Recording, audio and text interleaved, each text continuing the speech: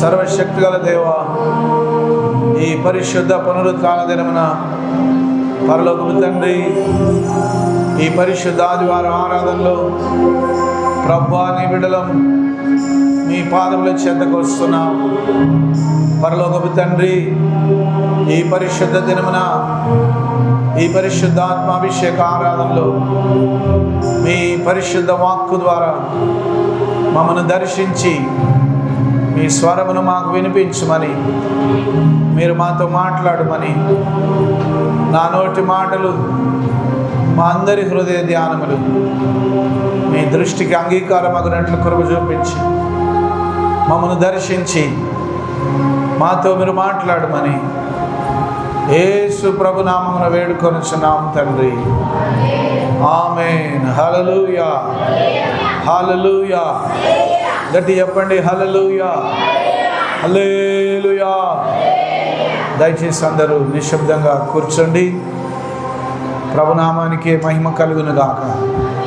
మన ప్రభు అయిన యేసుక్రీస్తు నామమున మీకందరికీ శుభములు. ఈ పరిశుద్ధ పునరుత్థాన దినమున ఈ పరిశుద్ధ ఆదివారం ఆరాధనలో ప్రభు బిడ్డలైన మనం మరొకసారి ఆ పరలోకపు తండ్రి సన్నిధిని చేరి ఆయనను స్తుతించి ఆరాధించుటకు ప్రభు ఇచ్చిన ఈ గొప్ప భాగ్యాన్ని బట్టి యేసయ్య నామాన్నే ఘనపరుస్తున్నాను. హల్లెలూయా. హెబ్రీలకు రాసిన పత్రిక 1వ అధ్యాయం మొదటి నుండి చివరి వరకు దేవుని వాక్యం చదవబడగా మనం విన్నాం. హల్లెలూయా.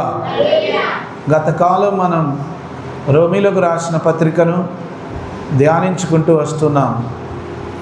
ఈ రోజు నుండి మనం హెబ్రీలకు రాసిన పత్రికను కొన్ని వచనాలు చాలా స్పష్టంగా, వివరంగా, తెలివిగా దేవుని వాక్యాన్ని హృదయపూర్వకంగా, జ్ఞానయుక్తముగా గ్రహించి ఆలోచించి ప్రభు యొక్క చిత్తమేమిదో హెబ్రీలకు రాసిన పత్రికలో దేవుని యొక్క చిత్తం, ప్రభు యొక్క ఉద్దేశం ఏమైనదో జాగ్రత్తగా మనం ధ్యానించబోతున్నాం. హల్లెలూయా, హల్లెలూయా. దేవునామానికి స్తోత్రం కలుగును గాక. హెబ్రీలకు రాసిన పత్రిక 1వ అధ్యాయం మొదటి వచనం నుండి చదవబడిన వాక్య భాగాన్ని మనం చూసి ఉన్నాం. పూర్వకాలమందు నానా సమయములలోనూ నానా విధములుగాను ప్రవక్తల ద్వారా మన పితరులతో మాట్లాడిన దేవుడు ఈ దినముల అంతమందు కుమారుని ద్వారా మనతో మాట్లాడెను. హల్లెలూయా, హల్లెలూయా. పూర్వకాలమందు అనగా నూతన నిబంధన కంటే ముందుగా, పాత నిబంధన కాలములో, పూర్వకాలమందు దేవుడు ప్రజలతో యెహోవా దేవునిగా తనను పరిచయం చేసుకున్నాడు. హల్లెలూయా. సీనాయి కొండ మీద ఆ మండుతున్నటువంటి ఆ పొదలో దేవుని స్వరం మోషే విన్నాడు. అప్పుడు నీ పేరేంటి ప్రభువా అని అడిగితే, నా పేరు ఉన్నవాడు అనువాడై ఉన్నాను, సైన్యములకు అధిపతియగు యెహోవా ఆయన పేరు. హల్లెలూయా. ఆయనే భూమి ఆకాశములను సృష్టించిన సృష్టికర్త అయిన తండ్రి. హల్లెలూయా.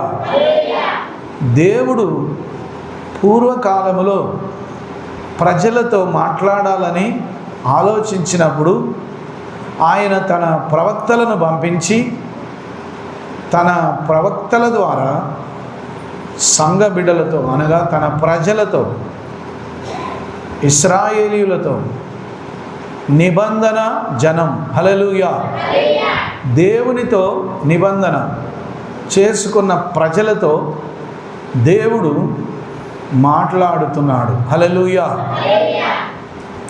అయితే పూర్వకాలమందు దేవుడు అలా మాట్లాడుతూ వచ్చి ఉన్నాడు.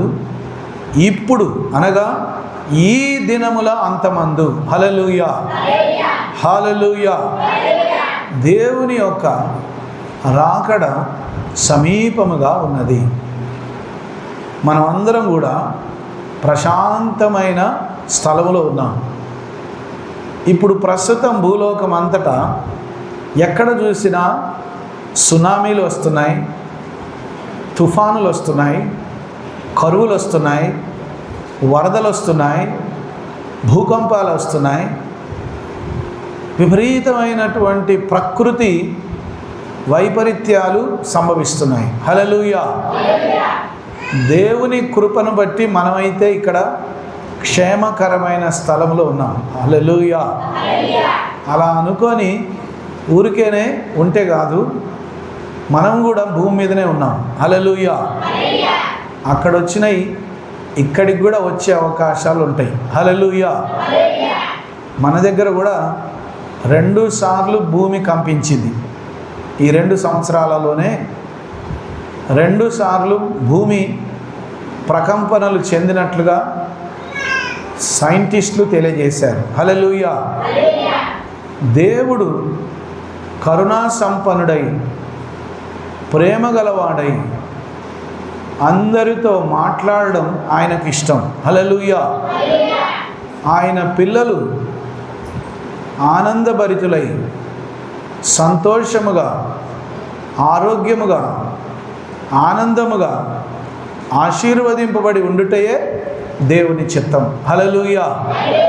అందుకే దేవుడు పూర్వకాలమందు తన ప్రజల క్షేమము నిమిత్తమై అనేక యుద్ధములు జరిగినప్పుడు తన ప్రజలను కాపాడడానికి, తన బిడ్డలను కాపాడడానికి, తన పిల్లలను చేరదీయడానికి ప్రవక్తల ద్వారా దేవుడు మాట్లాడాడు. కానీ నూతన నిబంధన కాలములో, హల్లెలూయా, నూతన నిబంధన ప్రారంభం అయినప్పటి నుంచే దేవుని సేవకులు చెప్పుతూ వస్తున్నారు. ఏమని? రాకడ సమీపంగా ఉంది, మనం అంత్య దినంలో ఉన్నాం, క్రీస్తు రాకడ సమీపముగా ఉన్నది. హల్లెలూయా. నువ్వు ఎంత డబ్బు సంపాదించుకున్నా, నువ్వు ఎంత ఆస్తి కలిగి ఉన్నా, ఎంత మంచి చదువు చదువుకొని, ఎంత గొప్ప ఉద్యోగం చేసినా, చక్కగా వివాహం చేసుకొని పిల్లల్ని కానీ మంచి కుటుంబంగా స్థిరపడి గొప్ప ఆస్తిపరులైనా కూడా అన్నీ కూడా ఒకరోజు వదిలిపెట్టి వెళ్ళిపోతాం. హల్లెలూయా. శాశ్వతమైనది భూమి మీద ఒక్కటి కూడా లేదు. హల్లెలూయా. మనుషులకు ఆ జ్ఞానం లేదు. ఏ జ్ఞానం లేదు? శాశ్వతమైనది ఏది కూడా లేదు. ప్రతిదీ కూడా ఎలా తీసుకొని వచ్చామో అనగా మన ఆత్మను, మన శరీరాన్ని, మన హృదయాన్ని, మన జీవితాన్ని ఈ భూమి మీదకి ఎలా పట్టుకొని వచ్చామో అలానే మళ్ళీ ప్రభు దగ్గరికి వెళ్ళిపోతాం. హల్లెలూయా హల్లెలూయా. ధనము సంపాదించుట వలన ధనవంతునికి ఆనందం లేదు, పేదరికం అనుభవించుట వలన పేదవానికి ఆనందం లేదు. మధ్యవర్తిత్వం కలిగి మధ్యస్థంగా ఉన్న కుటుంబాలకు అటు పేదరికం లేక ఇటు సమృద్ధి లేక వాళ్ళకు కూడా మనశ్శాంతి లేదు. ఎవరు ఏమి కలిగి ఉన్నా ఈ భూమి మీద మనిషి ఆనందంగా సంతోషంగా ఉండాలంటే అది కేవలం దేవుని సన్నిధి ద్వారానే, దేవుని పరిశుద్ధాత్మ శక్తి ద్వారానే జరుగుతుంది. హల్లెలూయా. అందుకే దేవుడు పాత నిబంధన కాలంలో ప్రవక్తల ద్వారా మాట్లాడాడు. నూతన నిబంధన కాలంలో ప్రజలందరూ నశించిపోవడం ఇష్టం లేక ఆయనే మానవ రూపిగా భూమి మీదికి దిగి వచ్చాడు. హల్లెలూయా. ఆయన ఒక జంతువు రూపములో, లేదా ఏనుగు రూపములో, లేదా పాము రూపములో, ఏదైనా ఒక తాబేలు రూపంలో, జంతువు రూపంలో ఆయన అవతారం ఎత్తి రాలేదు. హల్లెలూయా. ఆయన ఏ రూపంలో వచ్చాడంటే నా రూపంలో వచ్చాడు. హల్లెలూయా. ఆయన మానవ రూపం ధరించి ఈ లోకానికి రక్షకుడుగా దిగి వచ్చాడు. హల్లెలూయా. అందుకే ఈ దినముల అంతమందు కుమారుని ద్వారా మనతో మాట్లాడెను. హల్లెలూయా, హల్లెలూయా, హల్లెలూయా. కుమారుడు ఎవరు చెప్పండి? ఎవరు? యేసుక్రీస్తు. ఆయనే దైవ కుమారుడు, లోకరక్షకుడు. లోకరక్షకుడు, రక్షకుడుగా ఈ లోకంలో జన్మించాడు.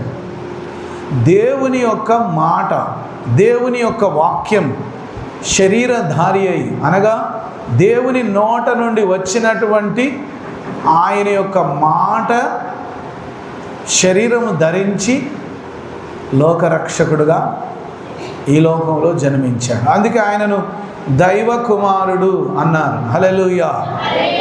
ఆయన అద్వితీయ కుమారుడు. ఆయన తప్ప వేరొక కుమారుడు ఇక లేడు. ఆయన ద్వారానే మనమందరం కూడా కుమారులం, కుమార్తెలం అయిపోయాం. హల్లెలూయా, హల్లెలూయా. ఆయన ఆ కుమారుని సమస్తమునకు వారసునిగా నియమించెను. ఆయన ద్వారా ప్రపంచములను నిర్మించెను. హల్లెలూయా, హల్లెలూయా, హల్లెలూయా, హల్లెలూయా. ఆయన దేవుని మహిమ యొక్క తేజస్సును, హల్లెలూయా, ఆయన కుమారుని సమస్తమునకు వారసునిగా నియమించెను. హల్లెలూయా. యేసుక్రీస్తుని నమ్ముకోకపోతే నరకానికి వెళ్ళిపోవాల్సిందే. అది ఏ కులమైనా, ఏ మతమైనా. అమ్మా, ఏ కులమైనా, ఏ మతమైనా, ఎవరిని పూజించే వాళ్ళైనా, యేసుక్రీస్తుని రక్షకునిగా ఎవరైతే నమ్ముకుంటారో, అంగీకరిస్తారో వాళ్ళు మాత్రమే పరలోక రాజ్యం చేరుతారు. మిగతా వాళ్ళకు పరలోక రాజ్యం లేదు. మిగతా వాళ్ళకు పరలోక రాజ్యం ఉందా? లేదు. ఎవరికి పరలోక రాజ్యం? యేసే రక్షకుడు, నా దేవుడు, నా రక్షకుడు అని అంగీకరిస్తారో వాళ్ళు మాత్రమే పరలోక రాజ్యం చేరుతారు. హల్లెలూయా. ఎందుకు? ఈ అధికారం, ఈ నామం పరలోకపు తండ్రి వలన కుమారునికి వచ్చింది. హల్లెలూయా.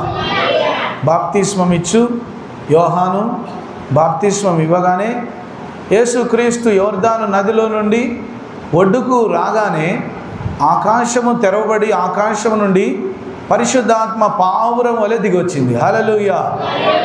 పరిశుద్ధాత్మ పావురం వలె దిగి రాగానే వచ్చి ఆయన భుజము మీద వాలింది. హల్లెలూయా.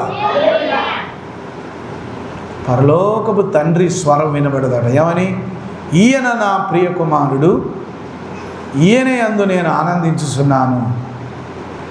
ఈయన నా ప్రియ కుమారుడు, ఈయన మాట మీరు వినండి. హల్లెలూయా, హల్లెలూయా.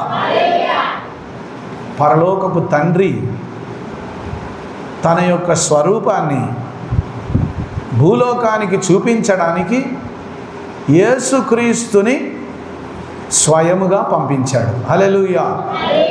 యేసుక్రీస్తు వచ్చి పరలోకపు తండ్రి యొక్క కార్యములను భూలోకమంతా వివరించాడు. హల్లెలూయా. యేసుక్రీస్తు వచ్చి సమస్త జనుల రక్షణార్థమై ఈ లోకమంతా కూడా ఆయన ప్రేమ సువార్తను ప్రకటించి అనేక అద్భుతాలు, స్వస్థతలు, మహత్కార్యాలు, మహిమగల కార్యాలు చేసి ఆయనే నిజమైన దేవుడని నిరూపించాడు. హల్లెలూయా, హల్లెలూయా, హల్లెలూయా. ఆయన ద్వారా ప్రపంచములను నిర్మించెను. హల్లెలూయా. ఆయన ద్వారా సమస్తమును నిర్మించబడింది. కింద మాటలు రాయబడింది, యుగములను సృజించెను. హల్లెలూయా. అందుకే అన్యులైనా, యేసుప్రభు బిడ్డలైనా, ఏ కులం వారైనా, ఏ మతం వారైనా క్రీస్తు శకం, క్రీస్తు పూర్వం, క్రీస్తు శకం అని చెప్పవలసిందే.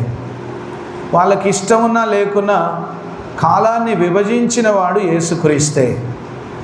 అందుకే ఆయనను శకపురుషుడు కూడా అని అంటారు. ఎందుకు శకపురుషుడు అంటారంటే ఆయనే కాలాన్ని విభజించాడు. ఆయన క్రీస్తు శకం, క్రీస్తు పూర్వం అని కాలాన్ని విభాగించాడు. యేసుక్రీస్తు వచ్చిన తర్వాత భూమి మీద గొప్ప మార్పు వచ్చింది. హల్లెలూయా, హల్లెలూయా. ఎందుకంటే పరలోకపు తండ్రి సమస్తానికి ఆయనను వారసునిగా మార్చేశాడు. హల్లెలూయా, హల్లెలూయా, హల్లెలూయా, హల్లెలూయా.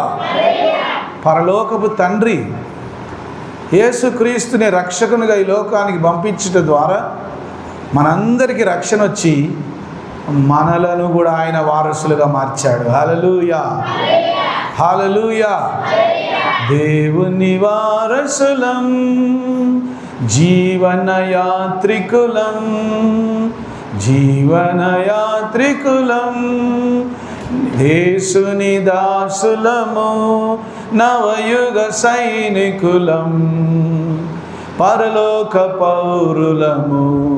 హల్లెలూయా. నవయుగ సైనికులం, పరలోక పౌరులము. హల్లెలూయా. మనం అందరం ఎవరమాట?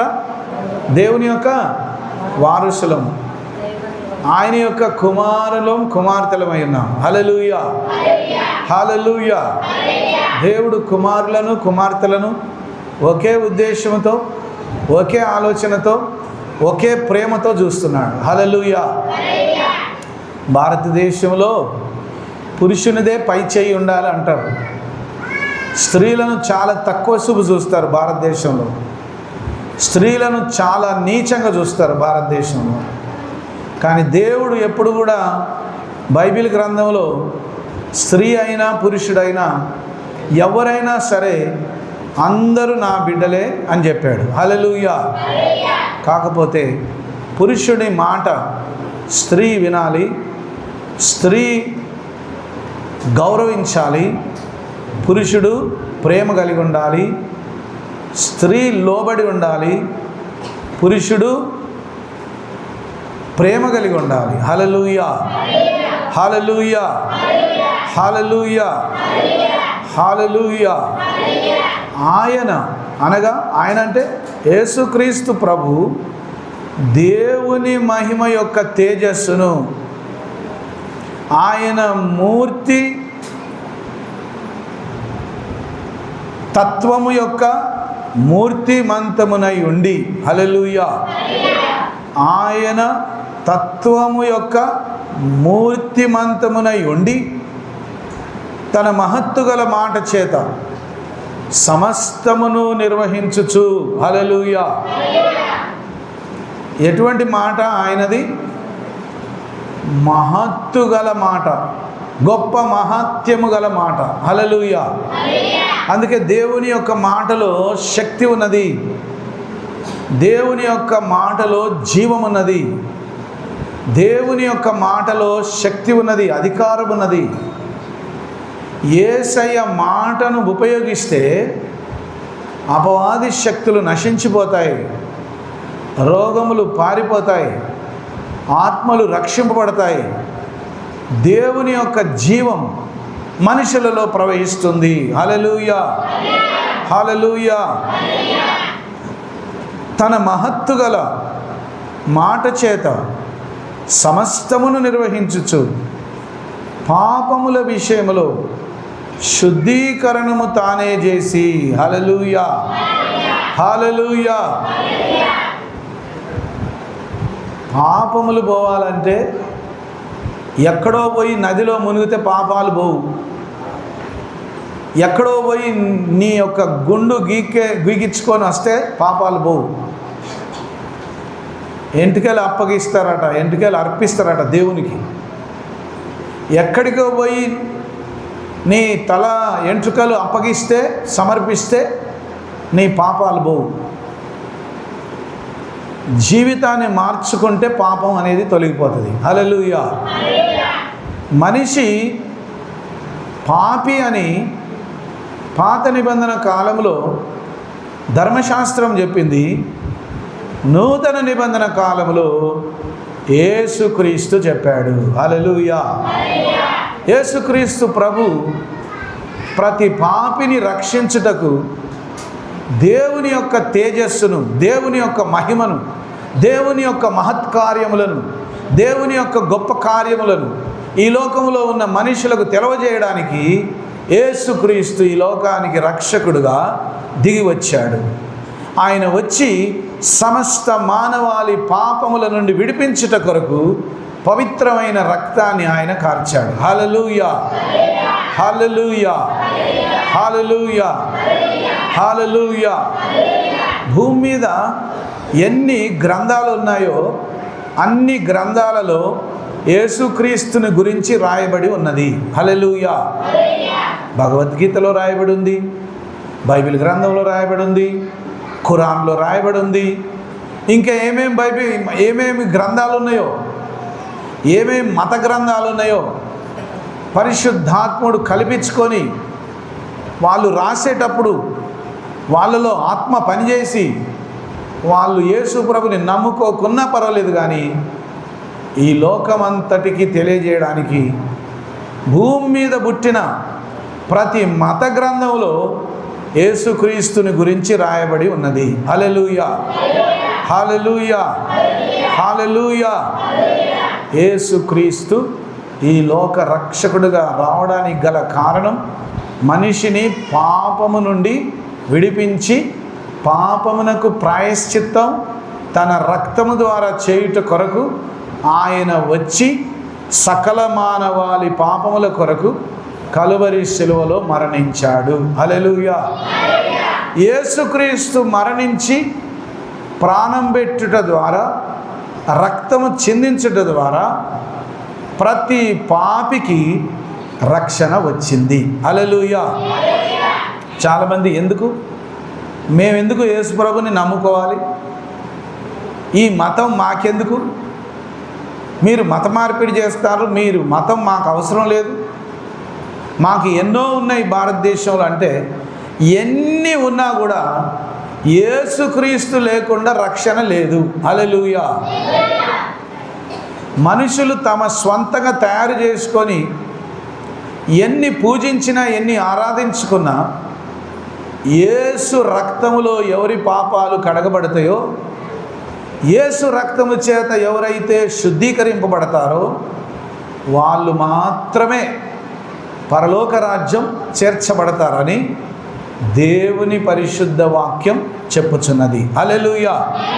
అందుకే పాపముల విషయంలో శుద్ధీకరణము తానే చేసి దేవదూతల కంటే ఎంత శ్రేష్టమైన నామము పొందెనో, వారికంటే అంత శ్రేష్ఠుడై ఉన్నత లోకమందు మహామహుడగు దేవుని కుడిపార్శ్వమున కూర్చుండెను. హల్లెలూయా. ఇప్పుడు యేసుప్రభు ఎక్కడున్నాడు అమ్మా చెప్పండి? ఇప్పుడు యేసుప్రభు ఎక్కడున్నాడు? పరలోకపు తండ్రి సింహాసనము కుడిపార్శ్వమున కూర్చొని ఉన్నాడు. హల్లెలూయా. ఆయన భూలోకం విడిచిపోతూ ఏమన్నాడంటే, ఈ భూమి మీద ఎక్కడ 2-3 నా నామమున కూడి ఉందురో అక్కడికి నేను వస్తా. హల్లెలూయా. ఈ దినం ప్రభు ఇక్కడికి వచ్చాడు. నీకు ఆయన కనబడకపోవచ్చు అమ్మా, ప్రభు నీకు కనబడకపోవచ్చు, కండ్లారా నువ్వు ఆయనని ఇప్పుడు చూడలేకపోవచ్చు, కానీ ఆయన ఉంటా అని చెప్పాడు గనక, ఆయన మాట తప్పడు గనక ప్రభు ఈ దినం మన మధ్యలో ఉన్నాడు. హల్లెలూయా. ఆయన ప్రతి ఆదివారం మనం ఆయనను ఆరాధించడానికి వచ్చినప్పుడు మనకంటే ముందుగానే ఇక్కడికి వస్తాడు. హల్లెలూయా. ఎందుకు వస్తాడు? నా బిడ్డలు నా కొరకు నన్ను ఆరాధించడానికి వస్తారు కాబట్టి నా బిడ్డలకు ఏదో ఒక మేలు చేయాలి, నా బిడ్డలు అనారోగ్యంతో వచ్చినప్పుడు స్వస్థపరుస్తా, దయ్యం బట్టి పీడింపబడుతుంటే విడుదల ఇస్తా, రోగులను స్వస్థపరుస్తా, దుఃఖంలో ఉన్న వారిని ఓదారుస్తా, బలహీనులను బలపరుస్తా అని ఆశతో వస్తాడు. హల్లెలూయా. ఆసక్తితో శ్రద్ధతో వస్తాడట. మనం ఏం చేస్తాం? ఒక్కొక్కసారి వీలుంటే వస్తాం, వీలు కాకపోతే రాము మందిరానికి. వీలైతే వస్తా, వీలు కాకపోతే రాను. పని లేకపోతే వస్తా. కొందరు పని లేకపోతే కొందరు ఆదివారం నాడు ఏదైనా పని పడితే మందిరం పోకుండా ఉంటే మంచిగా ఉంటుంది. ఎందుకంటే అయ్యగారు అడిగితే పలానా పని ఉంది అయ్యా అందుకే రాలేకపోయినాం అనొచ్చు. హల్లెలూయా.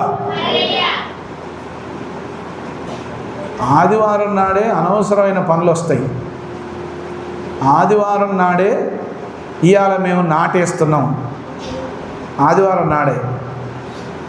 ఆదివారం నాడే తోట వేస్తున్నాం. కూలోళ్ళు వచ్చిర్రయ్యా, కూలోళ్ళని ఇవాళ కాకపోతే రేపు రమ్మను, ఇవాళ కాకపోతే రేపు రమ్మను, రేపు రాకపోతే ఎల్లుండి రమ్మను. అంతేగాని దేవుని సన్నిధి కంటే నీ పొలమో నీ తోటో నీ ముఖ్యం అనుకుంటే మాత్రం నష్టపోయేది నువ్వే, దేవుడు కాదు. హల్లెలూయా. లోకంలో ఎన్ని పనులున్నా మనం దేవుని సన్నిధికి ఎందుకు రావాలంటే ఆయనే స్వయముగా మన మధ్యకు దిగి వస్తాడు కాబట్టి. హల్లెలూయా. హల్లెలూయా. కొన్ని సంఘాల్లో స్వస్థత ప్రార్థనలు చేయరు, కొన్ని సంఘాల్లో దయ్యాలను ఎలగొట్టరు. కానీ మీకు విషయం తెలుసా? ఆటోమేటిక్గా స్వస్థత ప్రార్థనలు చేయకపోయినా, దయ్యాలను ఎలగొట్టకపోయినా, క్రమంగా మందిరానికి వస్తే దేవుని వాక్యం క్రమంగా వింటుంటే ఆటోమేటిక్గా వాళ్ళకు స్వస్థత వచ్చేస్తుంది. హల్లెలూయా. ఆటోమేటిక్గా వాళ్ళ మీద ఉన్న దయ్యాలు పారిపోతున్నాయి. దేవుని మందిరానికి పోతే చాలు. హల్లెలూయా. ఎక్కడికి పోతే చాలు చెప్పండి? ఎక్కడికి పోతే చాలు? దేవుని మందిరానికి పోతే చాలు, అంతే. దేవుని మందిరానికి పోతే దయ్యాలు పారిపోతాయి, రోగములు కూడా స్వస్థత కలుగుతుంది. హల్లెలూయా. దేవుని సన్నిధిని ఎవరైతే నిర్లక్ష్యం చేస్తారో వాళ్ళు ఏనాడు కూడా బాగుపడరు. చాలామంది అవసరం ఉన్నప్పుడే నాకు దేవుడు కావాలంటారు. చాలామంది అవసరం ఉన్నప్పుడే నేను దేవుని దగ్గరకు వస్తా అంటాను. హల్లెలూయా. అవసరం ఉన్నా లేకపోయినా, నీకు వీలు అయినా వీలు కాకపోయినా, ఏ సమయం అయినా సరే నువ్వు దేవుని నిర్లక్ష్యం చేస్తే నువ్వు కూడా నిర్లక్ష్య పెట్టబడతావు. ఇది మాత్రం 100% కరెక్ట్. 100%. నువ్వు నిర్లక్ష్యంగా ఉంటే దేవుడు కూడా నిన్ను నిర్లక్ష్య పెట్టే అవకాశం ఉంటుంది. ఇశ్రాయేలీలు కూడా అదే పని చేశారు. దేవుని నిర్లక్ష్యం చేశారు, దేవుని నిర్లక్ష్య పెట్టారు, వాళ్ళు కూడా నిర్లక్ష్య పెట్టబడ్డారు. హల్లెలూయా. అవసరం ఉన్నప్పుడే దేవుడు అన్నారు, మిగతా సమయంలో అపవిత్రమైన విగ్రహాలను పెట్టుకొని ఆరాధించారు. అప్పుడు దేవునికి కోపం వచ్చి వాళ్లకు అవసరం ఉన్నప్పుడు ఆయన వాళ్లకు జవాబు ఇయ్యలే. హల్లెలూయా. వాళ్లకు కష్టం వచ్చినప్పుడు దేవుడా మమ్మలను కనికరించమంటే ఆయన వాళ్ళతో మాట్లాడలే. హల్లెలూయా. హల్లెలూయా. దేవుడు మాట్లాడకపోయేసరికి ఇప్పుడు ఇక యాన్నో పోయి శకునం చెప్పించుకుంటారట. హల్లెలూయా. దేవుడు మాట్లాడకపోయేసరికి ఏమైంది? దేవుడు మాట్లాడితే మాట్లాడిండు, ఏంది మాట్లాడకపోతే ఏంది, నేను ఆడపోయి చెప్పించుకుంటా, ఈడపోయి చెప్పించుకుంటా. ఆడపోయి చెప్పించుకుంటే మొత్తం దయ్యాలన్నీ పడతాయి. హల్లెలూయా. హల్లెలూయా. సౌలు రాజు దేవుడు ఎంత ప్రార్థన చేసినా మాట్లాడట్లేదని కర్ణపిశాచం కలిగినటువంటి శకునం చెప్పే స్త్రీ దగ్గరికి పోతే ఆ స్త్రీ కూడా గట్టిగా అరిసి ఏమన్నదటంటే, నువ్వు దేవుని బిడ్డవైనా సౌలు రాజు కదా, నువ్వు మారువేషంలో వచ్చినా కూడా నేను గుర్తుపడతానదట ఆ దయ్యం. ఆ బూతుడి అన్నదట, ఏమన్నదట, నువ్వు మారువేషంలో వచ్చావు, కానీ నువ్వెవరివి? నువ్వు సౌలు రాజువి. నువ్వు దేవుడు మాట్లాడట్లేదని నా దగ్గరికి వచ్చినావు, కానీ రేపొద్దున నువ్వు చచ్చిపోతావని చెప్పింది ఆ దయ్యం. హల్లెలూయా. ఆ దయ్యం ఏం చెప్పిందమ్మా? సౌలు రాజుకి ఏం చెప్పింది? నువ్వు నీ కొడుకులు మొత్తం యుద్ధంలో చచ్చిపోతారు. ఎందుకు? కారణం ఏం కారణం? కేవలం దేవుని పక్కకు పెట్టి దేవుని ఆజ్ఞలను ధిక్కరించి దేవుని మాటకు లోబడకుండా దేవునికి విధేయత చూపకుండా నాకే తెలివి ఉన్నది, నాకే జ్ఞానం ఉంది, నాకు అన్నీ తెలుసు. హల్లెలూయా. ఏమనుకున్నాడట? నాకేం తెలుసు అని తెలుసు. నాకు అయ్యగారు ఏంది చెప్పేది? అయ్యగారు చెప్పి నాకు చదువు రాదా? నేను చదువుకోలేదా? అయ్యగారు చెప్తేనే దేవుని వాక్యమా? అయ్యగారు చెప్తే వినాలా? టీవీలో రావట్లేదా? బైబిల్ చదువుకుంటారు, తెలవదా వాక్యం? ఆడొచ్చి కూర్చుంటేనే తెలుస్తుందా నాకు?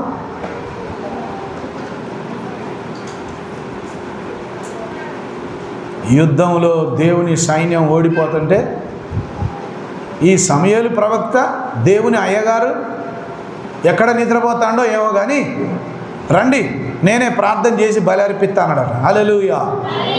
ఈ లోపున సమూయేలు ప్రవక్త రానే వచ్చిండట. వచ్చి ఏమన్నాడట అంటే, ఇదేంటి సౌలు, నేను అర్పించవలసిన బలి నువ్వు అర్పిస్తున్నావు ఏంది? ప్రభు వల్ల ఇవ్వాల్సింది నేను కదా, బాప్తిస్మం ఇవ్వవలసింది నేను కదా, బలులు అర్పించేది దేవునికి నేను కదా, నువ్వేం చేస్తున్నావు అంటే నువ్వు లేట్ అయినావని ఇట్లా చేసినావు. హల్లెలూయా. అయ్యగారు లేట్ అయిందని నువ్వు ప్రభు వల్ల ఇస్తావా? అయ్యగారు రావట్లేదు, మీరేం చేస్తారు? నేను రావట్లేదు అనుకో, అయ్యగారు వచ్చినాడే రాని, మనమైతే పాటలు పాడదాం పట్టు, ప్రార్థన చేద్దాం పట్టు అని ప్రార్థన చేస్తారు, పాటలు పాడతారు. నేను రాకపోయేసరికి ప్రభు వల్ల నేను ఇస్తాను ఎవరైనా ముందు కూరుకోతారా? లేకపోతే నేను బాప్తీసం ఇత్తు పట్టు అంటారా ఎవరైనా?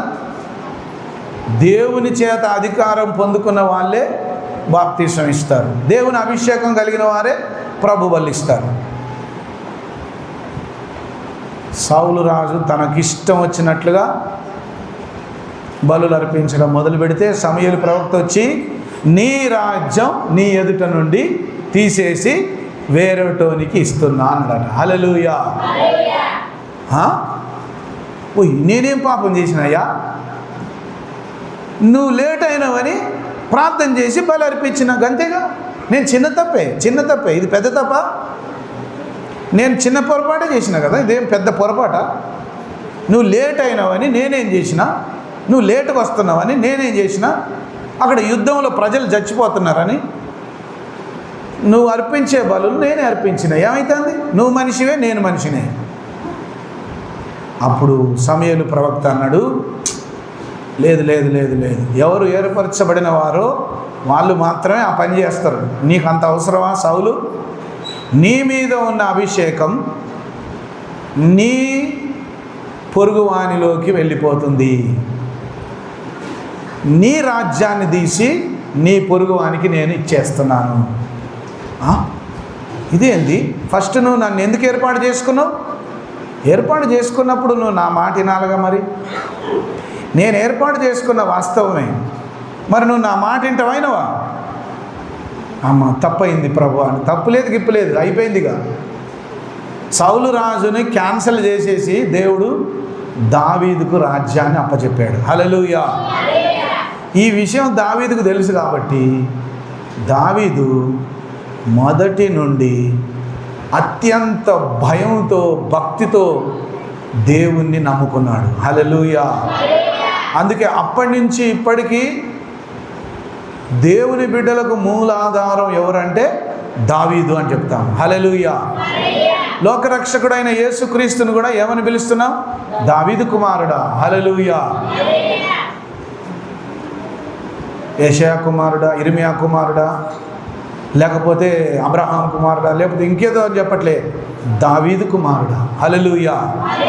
ఎందుకు? దావీదు దేవుని హృదయానుసారంగా జీవించిండట. హల్లెలూయా. అమ్మా నాకెళ్ళి చూడండి, దేవుని హృదయానుసారంగా నువ్వు లేకపోతే, దేవుని మనస్సుకు నచ్చినట్లుగా నీ హృదయం లేకపోతే, నువ్వెన్ని చేసినా వ్యర్థమైపోతాయి. నువ్వెన్ని కానుకలు ఇచ్చినా, నువ్వు ఎంత దేవుని కొరకు ఖర్చు పెట్టినా, నువ్వు ఎన్నిసార్లు దేవుని కాడికి వచ్చినా, దేవుని వాక్యం విని ఆ వాక్య ప్రకారంగా జీవిస్తేనే నీ మీద దయ చూపిస్తాడు. హల్లెలూయా. ఎందుకు? యేసుక్రీస్తు ప్రభువుకు మాత్రమే ఆ అధికారం ఇవ్వబడింది. ఆయన నామముననే పాప క్షమాపణ దొరుకుతుంది. ఆ యేసుక్రీస్తు నామముననే పాపమునకు ప్రాయశ్చిత్తం జరిగి పరలోక రాజ్యం చేరుకుంటాం. హల్లెలూయా. హల్లెలూయా. యేసు ప్రభు అన్నాడు, నేను పరలోకం వెళ్ళిపోతున్నా, మీ కొరకు స్థలం సిద్ధపరచడానికి వెళ్తున్నా అంటే, తోమా అంటాడు, ఎందుకు ప్రభువా, నువ్వు ఎక్కడికి పోతున్నావు మాకు తెలియదు కదా, మాకు కూడా దారి చూపి ప్రభు అంటే, లేదు లేదు, నేనే మార్గమును, నేనే సత్యమును, నేనే జీవమును. హల్లెలూయా. ఇప్పుడు నేను పోయే కాడికి మీరు రాలేరు. అయినంత మాత్రాన మిమ్మల్ని నేను ఉత్తగా వదిలిపెట్టను. మీరు నా మాట విని నా మార్గంలో సత్యముగా నడుచుకుంటే నేను ఉన్న చోటికి మీరు కూడా వచ్చేదరు. హల్లెలూయా. ఆటోమేటిక్గా మీకు దారి కూడా తెలిసిపోద్ది. ఆటోమేటిక్గా ఏం తెలిసిపోద్దట? ఎట్లా పరలోకం రావాలో మీకు దారి తెలిసిపోద్ది. నా యందు నిలిచి ఉండండి చాలు. హల్లెలూయా. దేవుని యందు నిలిచి ఉంటే చాలు, మనకు పరలోక రాజ్యం వచ్చినట్లే. హల్లెలూయా. దేవదూతల కంటే ఎంత శ్రేష్టమైన నామం పొందెనో వారికంటే అంత శ్రేష్ఠుడై ఉన్నత లోకమందు మహామహుడగు దేవుని కుడి పార్శ్వమున కూర్చుండెను. హల్లెలూయా. హల్లెలూయా. హల్లెలూయా. ఇప్పుడు మనం అందరం ఆ పరలోక రాజ్యమందు తండ్రి కుడి పార్శ్వమున కూర్చున్న యేసు నామమున ఎన్నైనా అద్భుతాలు చేయొచ్చు. హల్లెలూయా. పరలోకపు తండ్రి కుడి పార్శ్వమున కూర్చొని యేసుక్రీస్తు మన కొరకు విజ్ఞాపన చేస్తాడు. హల్లెలూయా. పాత నిబంధన కాలంలో ఎన్ని పాపాలు చేసినా ఏం చేసేవాడు? వెంటనే శిక్షించేవాడు, వెంటనే శిక్ష వచ్చేది. ఈ రోజుల్లో మనుషుల మీదికి వెంటనే శిక్ష ఎందుకు రావట్లేదంటే, మనం కృపాకాలంలో ఉన్నాము. మన పూర్వపు ప్రస్తుత మనం చేసిన ప్రతి పాపమును యేసు రక్తం కడిగివేసి మనల్ని పవిత్రపరిచాడు. మనం పరిశుద్ధపరచబడ్డాం, మనం నీతిమంతులుగా మార్చబడ్డాం. ఇంకా మన మీదికి శిక్ష రాదు. హల్లెలూయా. హల్లెలూయా. హల్లెలూయా. హల్లెలూయా. హల్లెలూయా. హల్లెలూయా. దేవుని సన్నిధికి నీకు ఇష్టం వచ్చినట్లు ఏది పడితే అది తీసుకొస్తే కుదరదు. దేవుని సంతోష పెట్టేవే దేవుని కాడికి పట్టుకురావాలి. హల్లెలూయా. హల్లెలూయా. హల్లెలూయా. హల్లెలూయా. ప్రతి విధమైన పాపము నుండి విడిపించి మనలను పవిత్రపరిచాడు, మనలను శుద్ధీకరించాడు. ఇక నుండి నువ్వు పాపివి కావు. పక్కన వాళ్ళతో చెప్పండి, నువ్వు పాపివి కావు. ఎవరు? నువ్వు పాపివా? నువ్వు పాపివా? పాపివి కాదు. యేసు రక్తము చేత నువ్వు పవిత్రపరచబడ్డావు. హల్లెలూయా. యేసు రక్తము చేత ఏం చేయబడ్డాం? మనం పవిత్రపరచబడ్డాము. మనల్ని ఆయన నీతిమంతులుగా పరిశుద్ధులుగా మార్చేశాడు. అందుకే దయ్యం పట్టిన వాళ్ళకు మనం ప్రార్థన చేస్తే దయ్యం పారిపోద్ది. హల్లెలూయా. దయ్యం పట్టిన వాళ్ళకు నువ్వు కూడా ప్రార్థన చేయొచ్చు.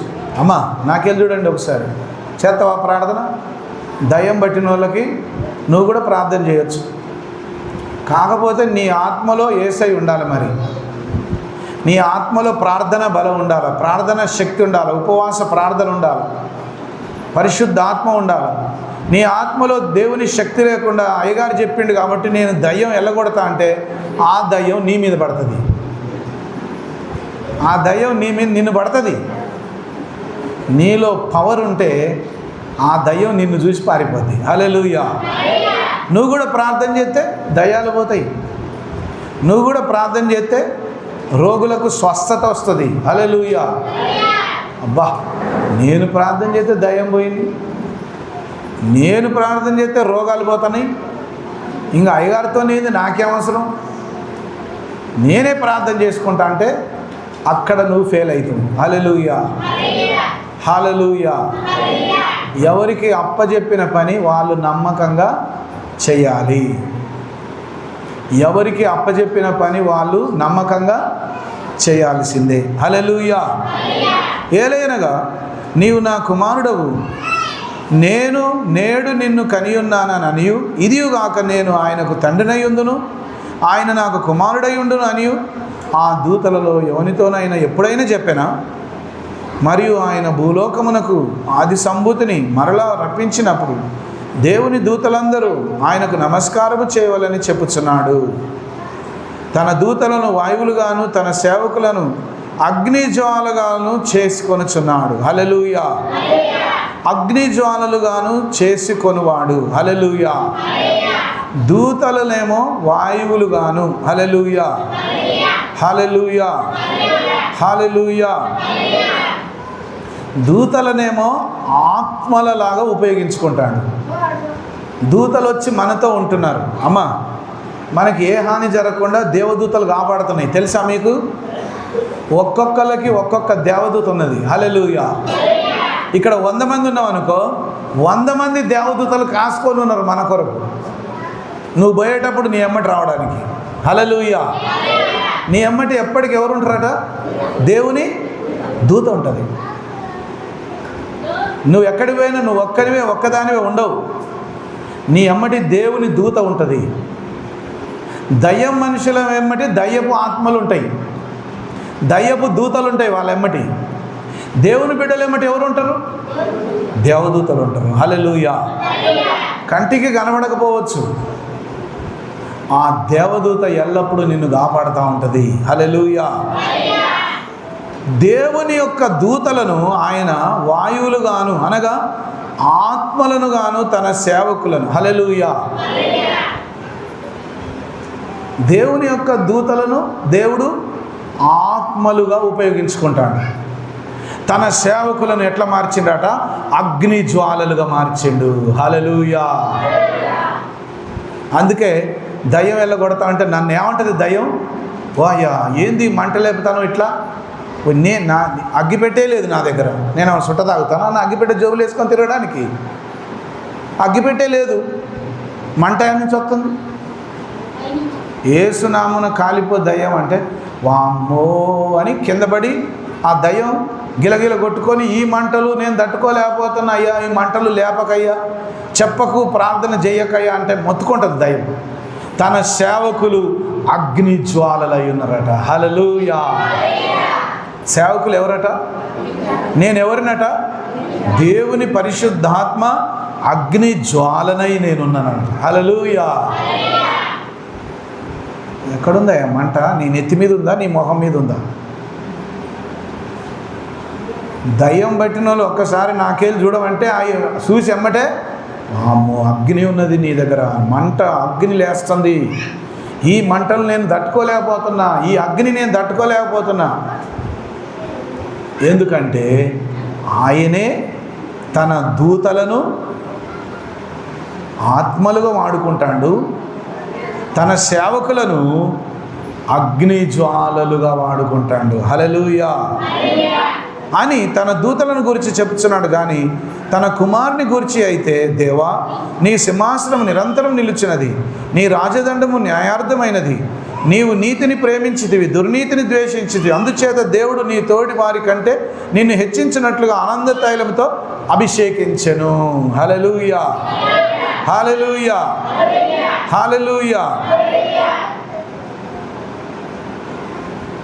ఒకే ఒక్కడు ఉన్నాడట. అమ్మ, దూతలు చాలామంది ఉన్నారు, విశ్వాసులు చాలామంది ఉన్నారు, దేవదూతలు చాలామంది ఉన్నారు, సేవకులు చాలామంది ఉన్నారు, కానీ రక్షకుడు ఎంతమంది ఉన్నారు చెప్పండి? రక్షకులు ఎంతమంది ఉన్నారు? ఒకే ఒక్కడు, ఆయనే యేసుక్రీస్తు ప్రభు. హల్లెలూయా. రక్షకుడు ఎంతమంది ఉన్నారట? ఒకే ఒక్కడు, ఆయనే.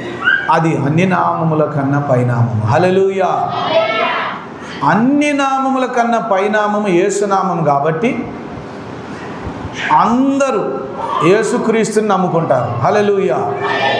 భారతీయులైనా, అమెరికా దేశస్తులైనా, చైనా వారైనా, జపాన్ వాళ్ళైనా, ఏ దేశస్తులైనా యేసుక్రీస్తుని నమ్ముకుంటారు. ఏ కులపు వాళ్ళైనా, ఏ మతస్థులైనా యేసు ప్రభుని నమ్ముకుంటారు, అంతే. హల్లెలూయా. పాత మార్గములన్నీ విడిచిపెట్టి, ఏం విడిచిపెట్టమ్మా? పాత మార్గములు, పాత పద్ధతులన్నీ విడిచిపెట్టి, హల్లెలూయా, పాత జీవితం అంతా విడిచిపెట్టి జీవంగల దేవుని నీతిలో చాలామంది ఇప్పుడు సాగిపోతున్నారు. ఎందుకంటే యేసు నామము ఉన్నతమైన నామం, ఆ నామమున మాత్రమే రక్షణ. హల్లెలూయా. యేసు నామం అన్ని నామముల కన్నా పైనామం అని ఎవరు చెప్పారంటే పరలోకపు తండ్రి చెప్పాడు. హల్లెలూయా. ఇక ఆయన స్థానం ఎవరికి ఇచ్చేది లేదు. ఆయనే రక్షకుడు, అవసరమైతే ఆయనే తండ్రి, కుమారుడై ఉన్నాడు, కుమారుడు తండ్రి అయి ఉన్నాడు, ఆయనే దేవుడై ఉన్నాడు, మానవ రూపిగా దిగి వచ్చాడు, అంతే. హల్లెలూయా. హల్లెలూయా. హల్లెలూయా. మరియు ప్రభువా, నీవు ఆదియందు భూమికి పునాది వేస్తివి, ఆకాశములు కూడా నీ చేతి పనులే, అవి నశించును కానీ నీవు నిలిచి ఉందువు. హల్లెలూయా. అవన్నీ వస్త్రం వలె పాతగిలును, ఉత్తరయ్యము వలె వాటిని మడిచివేతువు, అవి వస్త్రములే మార్చబడును కానీ నీవు ఏకరీతిగానే ఉన్నావు, నీ సంవత్సరములు తరగవు అని చెప్పుచున్నాడు. హల్లెలూయా. హల్లెలూయా. దేవుడు వృద్ధాప్యానికి వస్తాడా చెప్పండి అమ్మా? దేవుడు ముసలివాడు అయిపోతాడా చెప్పండి? దేవుడు ముసలివాడు అయిపోతాడా? అస్సలే కాదు. భూమి మీద పుట్టిన మనం వయసు పెరిగిన కొద్దీ శరీరం ముడతలు పడిపోయి ముసలోళ్ళు అయిపోతారు. దేవునికి చావు లేదు. హల్లెలూయా.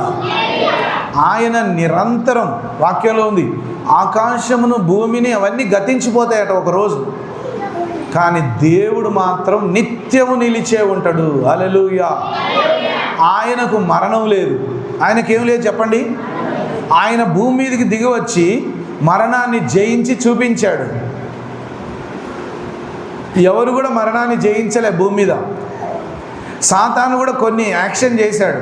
ఏమని యాక్షన్ చేశాడంటే, కొందరిని పంపించి, ఇగో నేను కూడా చచ్చిపోయి తిరిగి లేస్తా చూడు, చచ్చిపోయి తిరిగి లేస్తా అని కొందరు సైతాను దూతలు చచ్చిపోయి తిరిగి లేచి మళ్ళీ చచ్చిపోయారు వాళ్ళు కూడా. హల్లెలూయా. మళ్ళీ వాళ్ళు చచ్చిపోయారు. కానీ యేసు ప్రభు మరణించి, మరణాన్ని జయించి తిరిగి లేచి, తిరిగి లేవగానే అన్నాడు, నేను మరణించితిని కానీ యుగ యుగములు నేను సజీవుడనే. హల్లెలూయా. నా అంతటా నేనే ప్రాణం పెట్టుటకు, నా అంతటా నా ప్రాణాన్ని తీసుకొనుటకు, నాకు ప్రాణం పెట్టడానికి తీసుకోవడానికి అధికారము కలదు. హల్లెలూయా. ఎవరికైనా ఉన్నదా?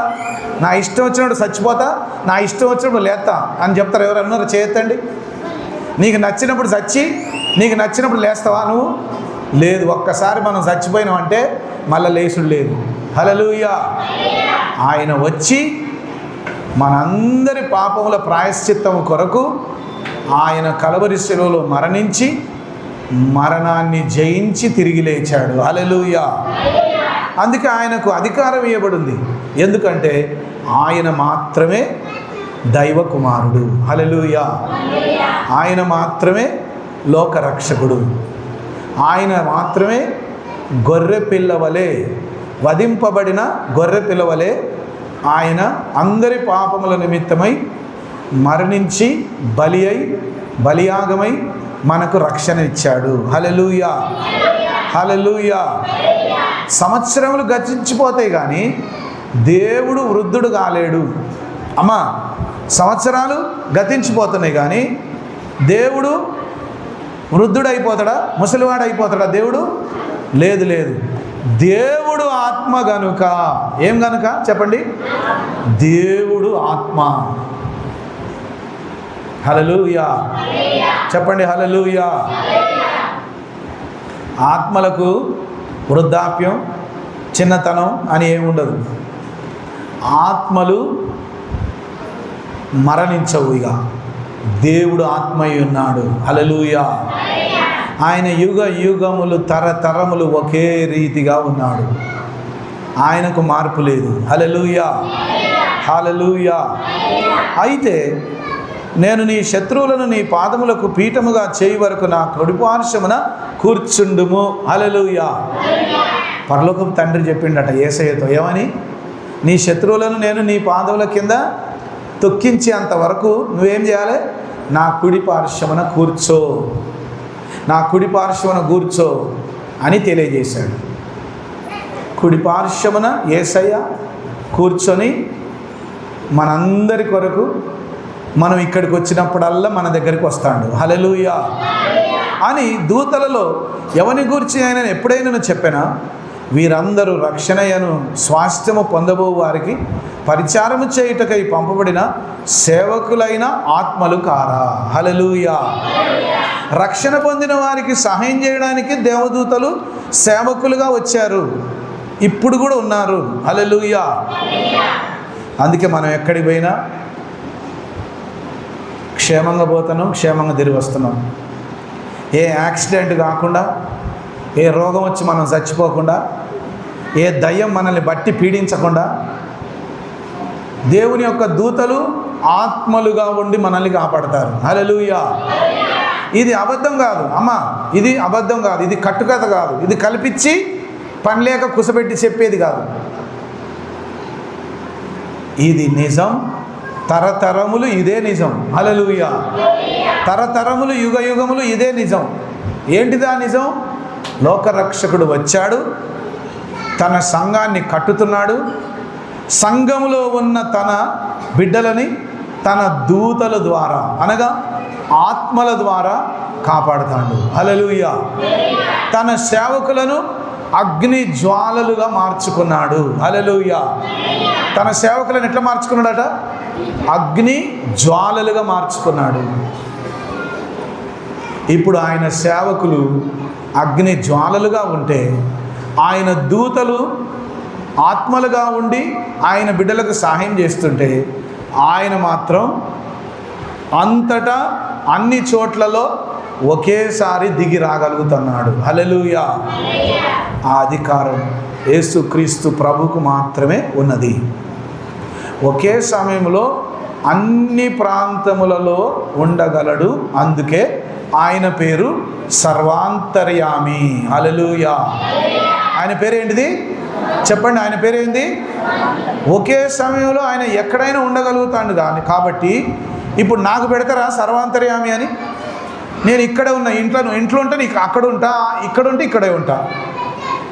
ఇక్కడే ఉండి నేను ఎక్కడెక్కడ తిరిగి వస్తానా? తిరిగి రాను. దేవుడు నన్ను పంపిస్తే ఆత్మ ద్వారా అనేక మంది కలలో నేను కనబడతాను. హల్లెలూయా. దేవుడు నన్ను ఆత్మ ద్వారా పంపిస్తే నేను కనబడతాను. కానీ నేను మనిషినే కాబట్టి ఆత్మలాగా నేను తిరగలేను. హల్లెలూయా.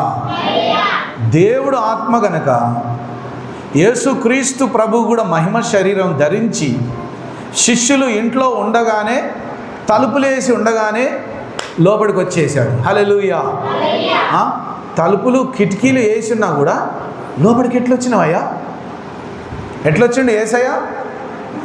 తలుపులు కిటికీలు వేసి ఉండగానే లోపలికి వచ్చిండంటే దయ్యమా, భూతమా? లేదు.